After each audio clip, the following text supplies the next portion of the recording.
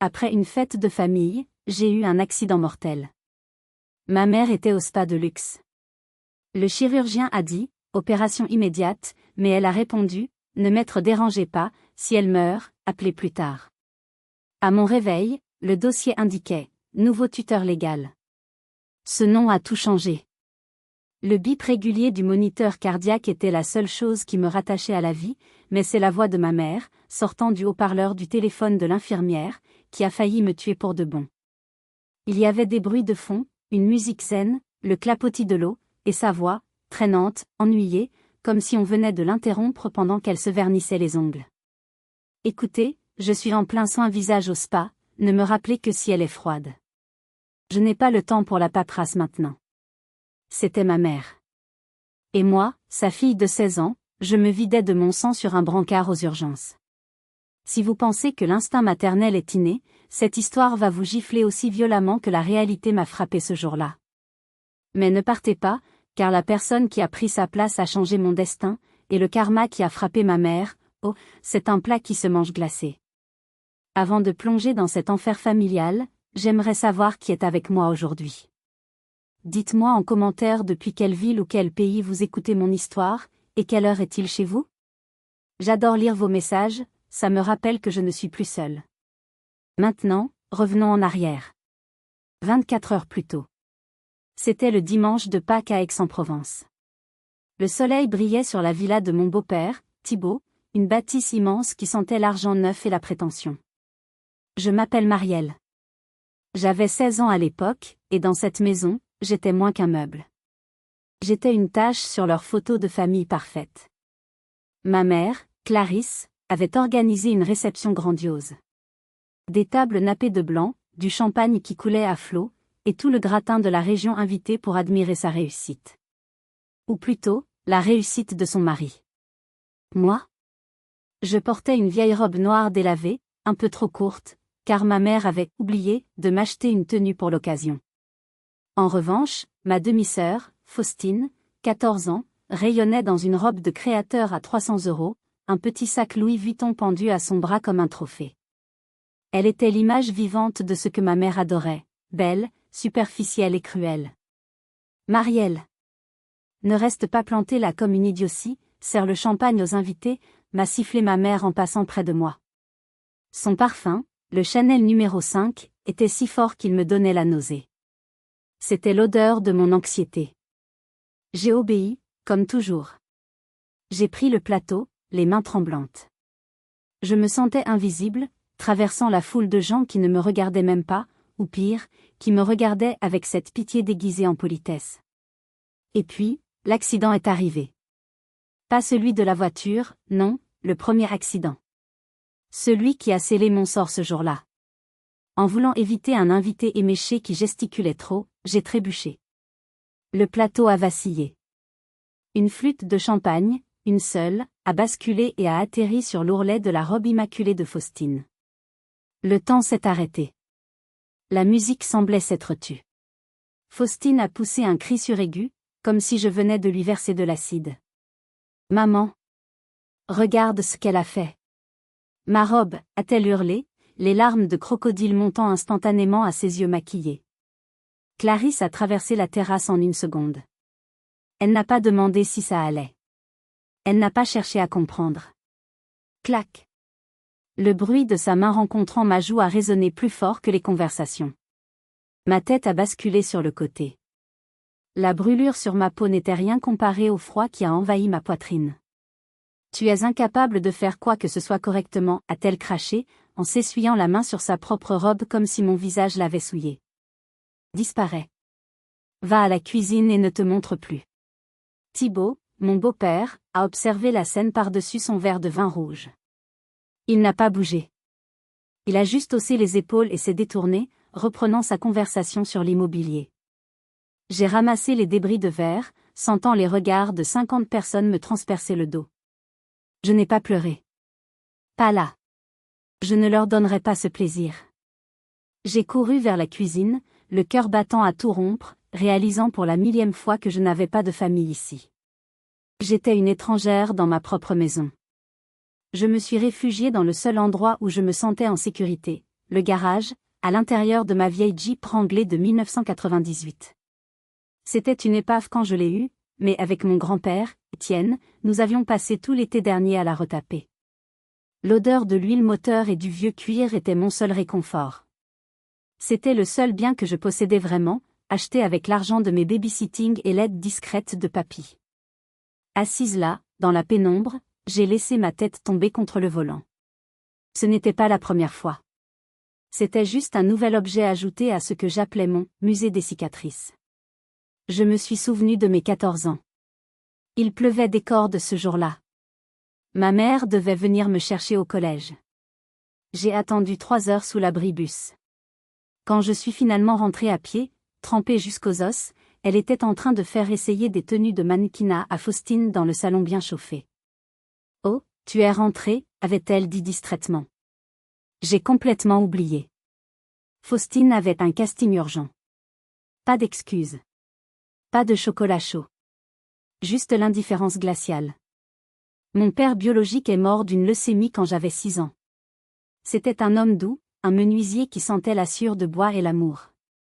Clarisse l'avait aimé, je crois, à sa manière tordue. Mais quand il est mort et que l'argent a manqué, elle a changé. Elle est devenue cette chasseuse de fortune, obsédée par l'apparence. Et moi? Je ressemblais trop à mon père. Chaque fois qu'elle me regardait, elle voyait l'homme pauvre qu'elle voulait oublier. Faustine, née de son union avec Thibaut 2 ans plus tard, était sa réplique parfaite, blonde, exigeante et vide. Mon téléphone a vibré dans ma poche, me tirant de mes souvenirs. C'était papy Étienne. Juste voir son nom s'afficher m'a fait monter les larmes aux yeux. Allô, ma grande? Sa voix était rocailleuse, usée par des années de tabac et de service dans la gendarmerie, mais si chaude. Salut papy, ai-je répondu, essayant de masquer le tremblement de ma voix. Ça ne va pas, hein? Je le sens d'ici. Écoute, j'ai préparé tes crevettes sauce piquante préférées. Prends la voiture, viens à la maison. Laisse ces gens à leur cirque. Il savait toujours. Papy vivait à 40 minutes de là, dans une petite maison en pierre isolée dans l'arrière-pays, entourée de champs de lavande sauvage. C'était un monde à l'opposé de la villa marbrée de Thibaut. Chez papy, les meubles étaient dépareillés, ça sentait le chien mouillé et le feu de bois, mais c'était le seul endroit sur terre où je pouvais respirer. J'arrive, papy. Je pars tout de suite. J'ai raccroché, me sentant un peu plus légère. Je ne savais pas que c'était la dernière fois que j'entendrais sa voix avant que mon monde ne bascule dans les ténèbres. En retournant brièvement dans la cuisine pour récupérer mes clés de voiture posées sur le comptoir, j'ai entendu des éclats de rire. C'était ma mère et Faustine. Elles étaient penchées sur une brochure de voyage, ignorant complètement que je venais d'entrer. Les Maldives, chérie. Ça va être divin, s'exclamait Clarisse. Juste nous 3. Toi, moi et Thibaut. On a bien mérité ce repos après toute cette organisation stressante. Et Marielle, a demandé Faustine, non pas par souci, mais avec un petit sourire en coin. Clarisse a agité la main avec dédain. Oh, elle restera ici. Quelqu'un doit s'occuper des chiens et s'assurer que la femme de ménage ne vole rien après la fête. De toute façon, elle ferait tache dans le décor là-bas. Elle est trop morose. J'ai saisi mes clés si fort que le métal m'a mordu la paume. Je n'ai rien dit. Je n'ai pas crié.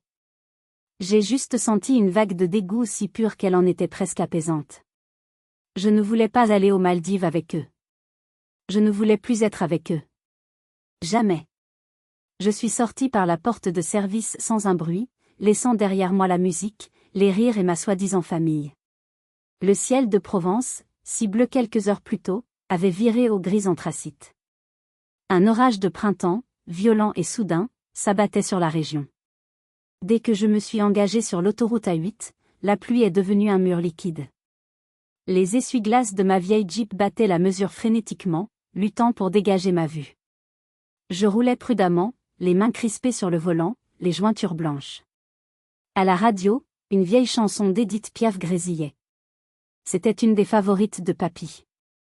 Non, je ne regrette rien. Les paroles résonnaient étrangement avec ma situation. Je ne regrettais pas d'être partie. Je regrettais juste d'être né dans cette famille. La visibilité était presque nulle. Les feux arrière des voitures devant moi n'étaient que des taches rouges floues dans le déluge. J'ai jeté un coup d'œil à l'horloge du tableau de bord, 18h42. Je serai bientôt chez papy. Bientôt en sécurité.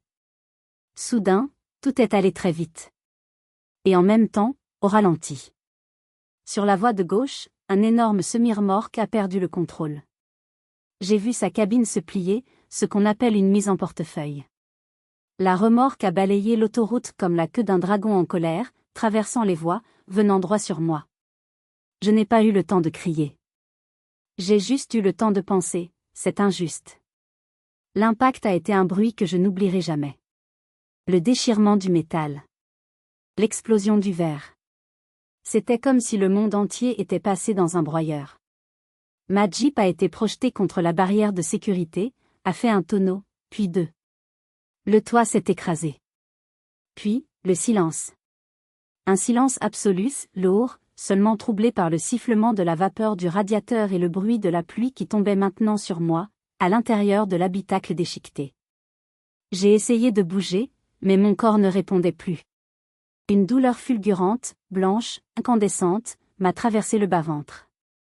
J'ai goûté quelque chose de métallique dans ma bouche. Du sang. Beaucoup de sang. Maman? Ai-je murmuré, par réflexe d'enfant, même après tout ce qu'elle m'avait fait. C'est pathétique, n'est-ce pas? Quand on meurt, on appelle toujours sa mère. Ma vision s'est brouillée. Des lumières bleues ont commencé à danser au loin. Des sirènes. J'avais froid. Si froid. Je pensais aux crevettes de papy. Je pensais que je ne les mangerais jamais. Et puis, le noir m'a englouti. Je ne me souviens pas de l'extraction, ni de l'hélicoptère. Je me suis réveillé, ou plutôt, j'ai repris une vague conscience, dans le chaos des urgences du CHU. C'était une cacophonie de voix, de bips, de bruits de ciseaux coupant mes vêtements. Tension en chute libre. Elle fait une hémorragie interne massive, a crié une voix masculine. Le bassin est fracturé en plusieurs endroits, la rate a éclaté. On doit opérer tout de suite ou on la perd. Je sentais des mains partout sur moi, des aiguilles, des tubes. La douleur était si intense qu'elle en devenait abstraite. On a besoin d'une autorisation parentale, elle est mineure, a aboyé le chirurgien. Trouvez la mère. Maintenant. C'est là que l'infirmière, une femme aux yeux doux que j'apprendrai plus tard à connaître sous le nom d'Yvette, a pris mon téléphone ensanglanté. Elle a trouvé le contact, maman, et a lancé un appel vidéo FaceTime. C'est le moment où mon âme, qui s'accrochait encore à mon corps, a failli lâcher prise pour de bon. L'écran du téléphone flottait devant mes yeux mi-clos. L'image était nette, trop nette.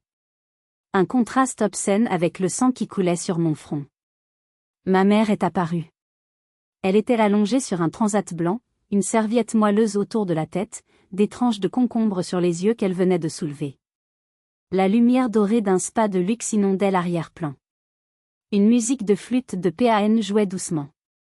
Madame Reed? Ici l'infirmière Yvette des urgences du CHU, a dit Yvette, sa voix tremblante d'urgence. Votre fille Marielle a eu un accident très grave. Pronostic vital engagé. Nous devons l'opérer immédiatement pour stopper l'hémorragie. Il nous faut votre consentement verbal maintenant. Clarisse a froncé les sourcils, non pas d'inquiétude, mais d'agacement. Elle a ajusté sa serviette. Vous plaisantez j'espère, a-t-elle lâché. Je viens à peine de commencer mon enveloppement aux algues.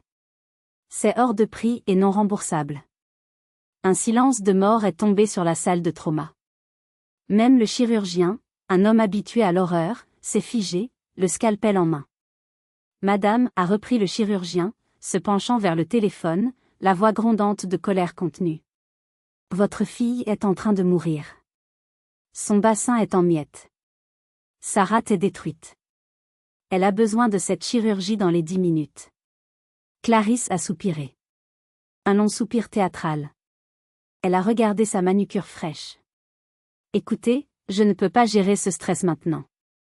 Ça me donne des rides. Si elle ne passe pas la nuit, eh bien, prévenez-moi plus tard. Je ne vais pas conduire 2 heures et gâcher ma soirée pour signer un papier si c'est pour qu'elle meure de toute façon. Je n'ai pas le temps pour la paperasse. Je l'ai entendu. Chaque mot. C'était comme des clous enfoncés dans mon cœur. Si elle meurt, prévenez-moi plus tard. À côté d'elle, j'ai vu le visage de Faustine apparaître dans le cadre. Elle tenait son propre téléphone. Elle ne pleurait pas. Elle mâchait un chewing-gum. « Fais voir », a-t-elle demandé. L'infirmière a tourné légèrement l'écran vers moi, peut-être dans l'espoir de choquer leur conscience. Mon visage tuméfié, le tube dans ma bouche, le sang. Faustine a grimacé, puis a ricané. Burk. Elle est encore plus moche que d'habitude. J'ai vu ses doigts bouger sur son écran. Clic, elle venait de faire une capture d'écran. Ne me rappelez pas, a conclu ma mère avant que l'écran ne devienne noir. Je suis occupée. L'infirmière Yvette a baissé le téléphone, les larmes aux yeux. Mon Dieu, a-t-elle murmuré. Quel genre de monstre? On s'en fout de la mère, a hurlé le chirurgien. Trouvez quelqu'un d'autre. Un père, un grand-parent, n'importe qui. On ne peut pas la laisser crever à cause de cette sorcière. Yvette a fouillé frénétiquement dans mes contacts. Ses doigts glissaient sur l'écran taché de rouge. Papy Étienne, a-t-elle lu. Elle a appuyé sur appel. Arrêtons-nous une seconde. Je veux que vous preniez un moment pour respirer, car je sais que vous tremblez de rage, tout comme moi.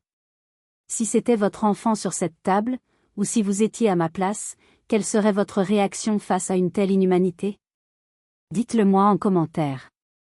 Écrivez juste un mot pour décrire cette mère. Moi, j'en ai plusieurs, mais aucun n'est polissable. Pendant que l'équipe médicale s'activait autour de moi pour me maintenir en vie, une autre tragédie se jouait dans le monde virtuel, à mon insu. L'infirmière Yvette, en attendant que mon grand-père décroche, a jeté un coup d'œil furtif à son propre téléphone personnel qui venait de vibrer d'une notification Instagram. Elle suivait pas mal de jeunes de la région, et par un hasard morbide, l'algorithme lui a proposé la story de Faustine. Ce qu'elle a vu lui a glacé le sang encore plus que mes blessures. C'était la capture d'écran de l'appel vidéo. Mon visage défiguré, intubé, mourant. Faustine l'avait posté sur sa story publique. Elle avait ajouté des filtres, anges, ridicules et une légende en lettres grasses, enfin un peu de paix. Les vacances vont être tranquilles. #karma, #bye bye sisté. Yvette a eu un réflexe qui allait changer le cours de ma vie plus tard. Au lieu de simplement s'indigner, elle a fait une capture d'écran de la story de Faustine. Elle a enregistré la preuve. Puis elle a ouvert l'application dictaphone de son téléphone de service et a rapidement noté l'heure exacte de l'appel de ma mère et ses paroles verbatim. Je suis infirmière depuis 20 ans, a-t-elle pensé, et je n'ai jamais vu ça. Cette femme ne s'en tirera pas. Pendant ce temps, à 40 km de là, dans sa petite maison en pierre, Étienne était en train d'éplucher les oignons pour la sauce. Son vieux téléphone à clapet, posé sur la table en bois brut, s'est mis à sonner. Il a décroché à la première sonnerie, pensant que c'était moi qui lui disais que j'arrivais. « Allô, ma puce ? Monsieur Étienne Brox ?» Ce n'était pas ma voix. C'était une voix de femme, paniquée. « C'est les urgences du CHU. C'est au sujet de Marielle. » Le couteau est tombé de ses mains, se plantant dans le plancher.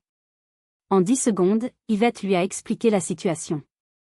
Elle lui a dit que ma mère avait refusé de venir. Elle lui a dit que je mourrais.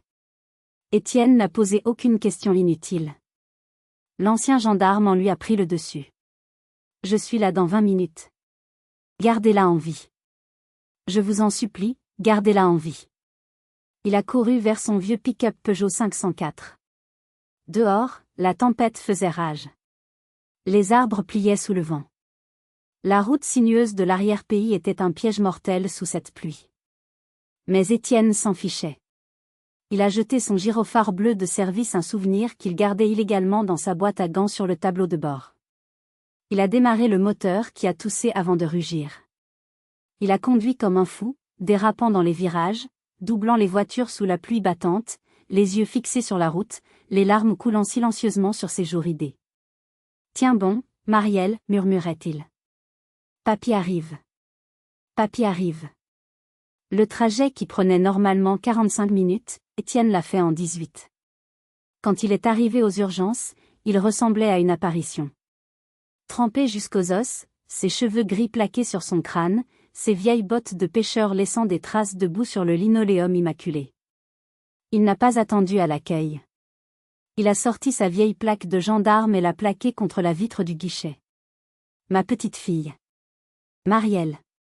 Où est-elle, a-t-il tonné. Sa voix a fait sursauter toute la salle d'attente. L'infirmière d'accueil, intimidée par l'aura de cet homme, a pointé le couloir. Bloc 3. Ils vous attendent pour la signature. Il a couru. Malgré sa hanche qui le faisait souffrir, il a couru. Le chirurgien l'attendait devant les portes battantes, un dossier à la main. Monsieur Brox? Vous avez l'autorité? Je suis son grand-père. Donnez-moi ce foutu papier. Il a signé sans lire. Sa main tremblait tellement que la signature n'était qu'une griffure rageuse. Sauvez-la, a-t-il dit en attrapant le bras du médecin. C'est tout ce que j'ai. Puis, les portes se sont refermées. Le voyant rouge, opération en cours, s'est allumé. Et le silence est retombé. Ce silence terrible des hôpitaux, qui sent l'éther et la peur. Étienne s'est laissé glisser contre le mur jusqu'à s'asseoir par terre. Ce colosse, cet homme qui avait affronté des criminels et des émeutes, a mis son visage dans ses mains rugueuses et a sangloté. Il pleurait de peur, mais aussi de rage. Une rage noire contre sa propre fille, Clarisse. Comment avait-il pu élever un tel monstre? Où avait-il échoué? L'opération a duré 9 heures. 9 heures pendant lesquelles Étienne n'a pas bougé de sa chaise en plastique inconfortable. Une infirmière lui a apporté un café, il ne l'a pas touché. Il fixait la porte. Il priait, lui qui ne croyait plus en Dieu depuis la mort de sa femme. Prends-moi à sa place, murmurait-il. Elle a 16 ans. J'en ai 75. C'est pas juste. Dehors, l'orage s'est calmé. Le soleil s'est levé. Mais pour Étienne, il faisait toujours nuit noire. Finalement, à 6 heures du matin, le chirurgien est sorti. Il avait l'air épuisé, sa blouse tachée de sang mon sang. Il a retiré son masque. Étienne s'est levé, ses genoux craquants, son cœur cessant presque de battre. Alors? Le médecin a expiré longuement. Elle est vivante. C'était limite. On a dû lui enlever la rate. Son bassin est reconstruit avec des vis. Il y a un édème cérébral qu'on surveille. Elle est dans le coma, monsieur Brox. Les prochaines 48 heures seront décisives. Étienne a fermé les yeux et a hoché la tête. Merci, a-t-il soufflé. Je peux la voir? Juste 5 minutes. Elle est en réanimation. Quand il est entré dans la chambre, le bruit des machines était assourdissant. J'étais là, si petite au milieu de tous ses fils, mon visage méconnaissable, enflé, violet. Il s'est approché, a pris ma main qui était froide et inerte. Il l'a portée à sa joue mal rasée. Je suis là, ma grande, a-t-il chuchoté. Je ne bouge pas, papy est là. Pendant 18 jours, j'ai flotté dans un néant sombre, parfois traversé de rêves fiévreux. Je rêvais que je me noyais dans une piscine de champagne pendant que ma mère riait. Je rêvais que je courais dans un champ de lavande mais que mes jambes se brisaient comme du verre. Pendant ces 18 jours, Étienne a vécu dans cette chambre d'hôpital. Il refusait de rentrer chez lui. Il se lavait dans le lavabo des toilettes publiques. Il dormait sur le fauteuil en vinyle, la tête en arrière, la bouche ouverte. Les infirmières, touchées par son dévouement, lui apportaient des sandwichs et des couvertures supplémentaires. Il était devenu la mascotte du service de réa. Le « grand-père courage ». Il me parlait constamment. Il savait que je pouvais peut-être l'entendre. Il a sorti de sa poche un vieux livre écorné, Ne tirez pas sur l'oiseau moqueur. C'était notre livre. Il me lisait un chapitre chaque jour, faisant les voix des personnages comme quand j'étais petite. Sa voix grave était mon encre. Elle m'empêchait de dériver trop loin. Pendant ce temps, à des milliers de kilomètres de là, Clarisse postait des photos sur Facebook. Cocktail au coucher du soleil aux Maldives #blessed. Spa date avec ma fille chérie Faustine #family time. Pas un mot sur moi. Pas un appel à l'hôpital. Rien. Pour elle, j'étais déjà morte, ou du moins, j'étais un problème qu'elle espérait voir se résoudre tout seul par mon effacement définitif. Mais Étienne ne restait pas inactif. Entre deux lectures, il passait des coups de fil.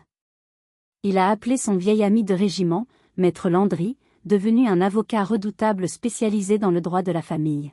« Je veux sa peau, Landry, disait Étienne à voix basse dans le couloir pour ne pas me réveiller. Je veux qu'elle ne puisse plus jamais s'approcher de Marielle. Je veux la garde exclusive. Et je veux qu'elle paie pour chaque seconde de douleur qu'elle a infligée à cette gamine. » Landry a écouté l'histoire, la voix tremblante d'Yvette enregistrée, la capture d'écran de Faustine.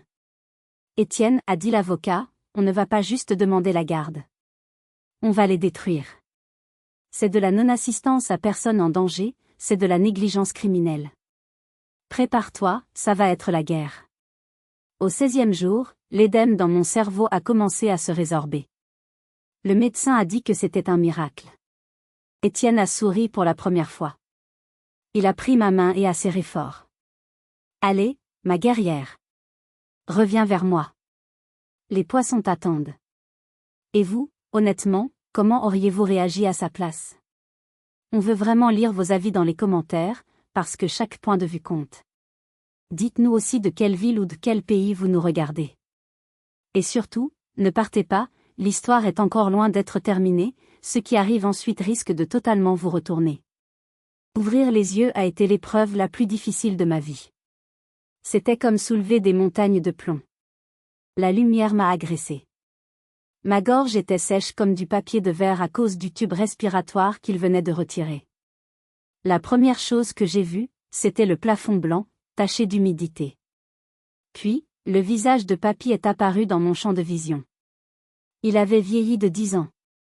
Ses yeux étaient cernés de rouge, sa barbe grise avait poussé, hirsute. Mais quand il a vu mes yeux ouverts, son visage s'est illuminé comme un soleil. « Marielle ?» Sa voix s'est brisée. « Tu es là ?» J'ai essayé de parler, mais seul un croassement est sorti. J'ai cligné des yeux pour dire oui. Il a pleuré. Ce vieux soldat a pleuré, ses larmes tombant sur mes draps. Quand j'ai pu parler, quelques heures plus tard, ma première question n'a pas été « Où est maman ?» Je savais. Au fond de moi, je savais. Est-ce qu'elle est venue, ai-je demandé, ma voix n'étant qu'un murmure. Étienne a pris une grande inspiration. Il a pris ma main dans les siennes. Il a décidé de ne pas mentir. Il ne m'a jamais menti. Non, ma chérie. Elle n'est pas venue. Il a fait une pause, puis il a plongé sa main dans son sac et a sorti une grande enveloppe Kraft. Mais j'ai quelque chose de mieux pour toi. Il a sorti un document officiel avec un tampon du tribunal. Il l'a tenu devant mes yeux encore flous. Ordre de protection temporaire et tutelle légale, Étienne Brox. Le juge a signé ça ce matin en urgence, a-t-il dit. Tu es à moi maintenant. Enfin, je veux dire, je suis ton responsable. Plus elle. Elle ne peut plus t'approcher, Marielle. C'est fini. J'ai regardé les mots. Étienne Brox. Mon nouveau tuteur. Puis il m'a montré le reste. La preuve de l'appel vidéo qu'Yvette avait noté. La capture d'écran de la story de Faustine. En voyant le « Enfin la paix » écrit par ma sœur pendant que je mourais, quelque chose s'est brisé en moi. Mais ce n'était pas mon cœur. C'était mes chaînes. Je n'ai pas pleuré. Une froideur étrange, métallique, m'a envahi. C'était la fin de la peur. C'était le début de la haine. Pas une haine chaude et impulsive, mais une haine froide, calculatrice. Papy, ai-je dit, en le regardant droit dans les yeux. Je ne veux plus jamais les voir. Je veux qu'ils paient. Il a serré ma main si fort que j'ai senti ses os. Ils vont payer, ma grande. Landry est sur le coup. On va leur prendre tout ce qu'ils ont. C'était notre pacte. Un pacte scellé dans une chambre d'hôpital aseptisée. Je n'étais plus la victime. J'étais une survivante, et j'avais un général de guerre à mes côtés. 2 jours après mon réveil, le contingent Maldives est rentré en France. Clarisse, bronzée et reposée, a sans doute pensé qu'elle pourrait revenir jouer la mère éplorée à mon chevet, prendre quelques selfies pour attirer la sympathie, et reprendre le contrôle. Mais quand elle est arrivée à l'hôpital, bras dessus bras dessous avec Thibaut, avec un bouquet de lys, que je déteste, je suis allergique, elle a trouvé sa route barrée. Pas par un médecin, mais par la sécurité de l'hôpital et deux gendarmes. Madame Reed? Vous n'avez pas le droit d'être ici, a déclaré l'officier, impassible. Pardon? C'est ma fille, s'est-elle indignée, jouant la comédie devant les gens dans le hall. Plus maintenant. Vous avez été signifié de l'ordonnance restrictive. Si vous faites un pas de plus, je vous mets les menottes. Humiliée, chassée, Clarisse a fait ce qu'elle savait faire de mieux, manipuler. Le soir même, alors que j'apprenais péniblement à m'asseoir dans mon lit avec l'aide d'un kiné, Papy m'a montré son téléphone avec un air dégoûté. Clarisse avait publié un long post sur Facebook, une véritable œuvre de fiction. Mon cœur de mère est brisé en 1000 morceaux. Ma petite Marielle a eu un terrible accident, elle conduisait trop vite, je l'avais prévenue. Je suis rentrée d'urgence de voyage pour être avec elle, mais mon père, cet homme violent et sénile, m'interdit l'accès à sa chambre. Il profite de son état pour me la voler.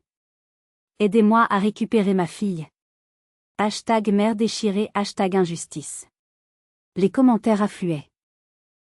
Oh ma pauvre Clarisse, quel monstre ce grand-père, courage ma belle.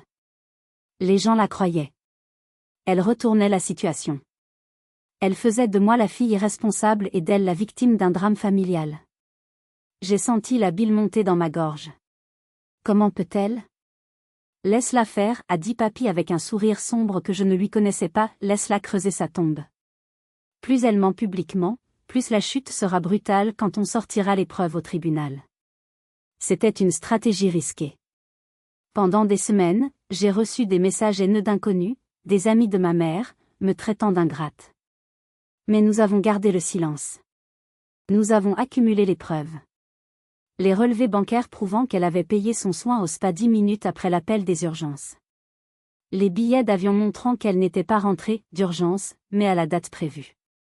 Le piège se refermait lentement. Et elle était trop occupée à se mirer dans son reflet pour voir les mâchoires du loup se rapprocher. Le jour de l'audience au tribunal de grande instance d'Aix-en-Provence est arrivé 3 mois plus tard.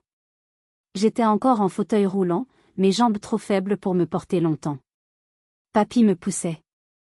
Il avait mis son ancien uniforme de cérémonie de la gendarmerie, avec ses médailles. Il voulait montrer au juge qui il était, un homme d'honneur face à une femme sans scrupules. Clarisse et Thibaut étaient là, flanqués d'un avocat parisien hors de prix. Clarisse portait du noir, un maquillage naturel, pour faire triste, et tenait un mouchoir qu'elle ne cessait de tamponner sur ses yeux secs. Faustine était là aussi, l'air ennuyé, pianotant sur son téléphone. Dans le couloir, avant d'entrer, Clarisse a tenté une approche. Elle a vu des journalistes locaux, que Landry avait discrètement prévenus. Elle s'est précipitée vers moi, les bras ouverts. Marielle. Ma chérie. Oh mon Dieu, regarde ce qu'ils t'ont fait. Elle allait me toucher. Elle allait m'utiliser comme accessoire pour sa photo de rédemption. J'ai levé la main. Un geste sec. Ne me touche pas, ai-je dit, ma voix calme mais tranchante comme un scalpel. Ne me touche pas avec les mains qui ont signé mon arrêt de mort. Les journalistes ont tout entendu. Les flashs ont crépité. Clarisse s'est figée, son masque de mère aimante se fissurant une seconde pour révéler la haine pure.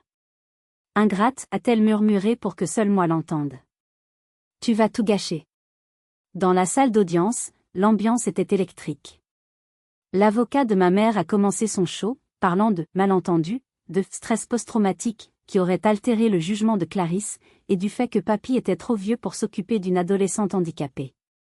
Le juge, une femme aux cheveux gris acier et au regard perçant, écoutait sans rien dire. Puis, c'était au tour de maître Landry. Madame le juge, a-t-il commencé, je ne vais pas faire de grands discours. Je vais laisser les faits parler. Il a sorti une clé USB. Voici l'enregistrement de l'appel aux urgences, pris par l'infirmière-chef, témoin assermenté. Le silence s'est fait. Landry a appuyé sur play. La voix de Clarisse a rempli la salle, amplifiée par les haut-parleurs. Si elle ne passe pas la nuit, prévenez-moi plus tard. Je ne vais pas gâcher ma soirée. Je n'ai pas le temps pour la paperasse.